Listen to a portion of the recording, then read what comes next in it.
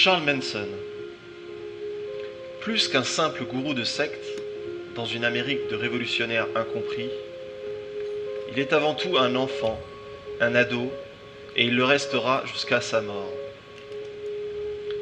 Avec cette volonté de vouloir s'entourer de jeunes, de créer un groupe, comme une envie basique de se faire des amis, une soif insatiable de reconnaissance, d'entourage, de liberté promise, tout ça réuni par le sentiment profond d'injustice d'une part, d'incompréhension et pour conséquence, les dégâts collatéraux et le pouvoir ultime dont il jouera toute sa vie sur les femmes, menées par la came et le désir sans fin de popularité. Charles est l'archétype de l'enfant violenté. Violé très jeune en prison, ce qui peut expliquer son insouciance et les épisodes de démence et de colère vis-à-vis de ses victimes, et envers le monde en règle générale, il est lui-même troublé intérieurement par cela. Certains s'accordent même à dire qu'il n'a aucune conscience de son comportement, un détachement, comme s'il s'imaginait se voyant hors de lui commettre les crimes qu'il a perpétrés.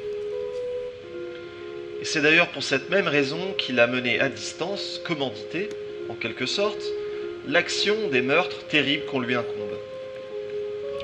Commander et contrôler la meute, c'est sa priorité. Il est le chef d'orchestre pour ses sbires, au point même de s'abandonner à eux. Manson est à la fois l'artiste raté, mais aussi le père des jeunes abandonnés, en lesquels il se projette inconsciemment dans le but de se venger. Poussé par son racisme et son intolérance, il décide de déguiser certains des meurtres et faire porter le chapeau à d'autres communautés. Mais tout ça va le rattraper et très vite la situation critique de ces dévots qui ont été arrêtés va directement pointer l'enquête sur lui. Alors, tout ne s'est pas écroulé en un jour, il y a bien une explication.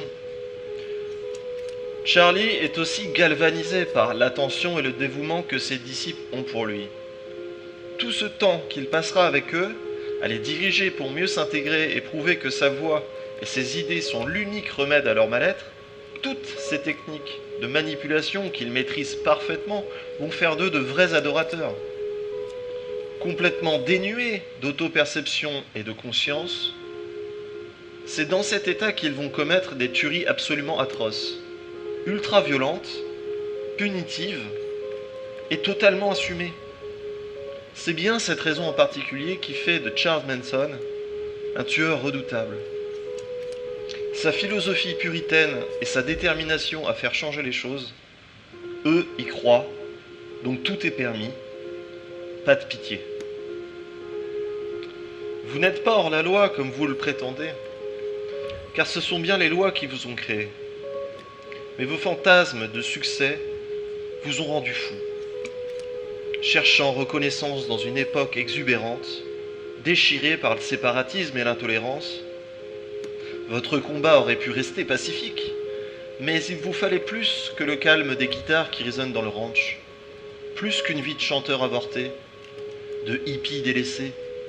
Entre misère et drogue, c'est le dégoût qui a fini par vous mener là où tout est plus beau, plus riche, plus étoilé, là où vous pouviez assouvir votre vengeance, tel un démon dans la cité des anges.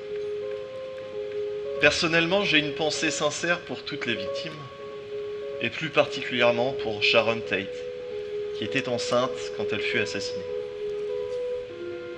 Selon moi, elle était votre opposée, si rayonnante et pleine de vie. Rien ne peut définir l'atrocité de ce crime.